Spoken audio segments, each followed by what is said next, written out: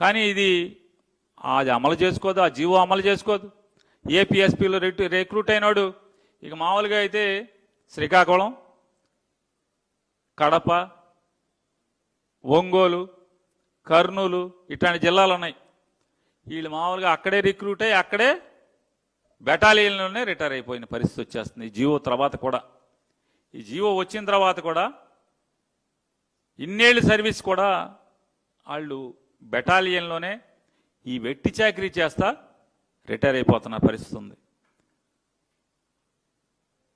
ప్రభుత్వ పెద్దలకి నారా చంద్రబాబు నాయుడు గారు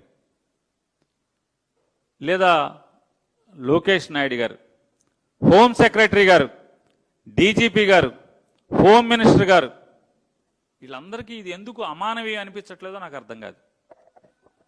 ప్రభుత్వ జీవో ఉండి వీళ్ళని ఇట్లా వెట్టి చాకరీ కింద వాడటం అమానవీయమా కాదా చెప్పండి. అయినా మీరు పట్టించుకోరు, మీ చెవులకి ఎక్కదు, మీ కళ్ళకి కనపడవు, మీ మనసు రాదు మీకు ఎవరికి కూడా.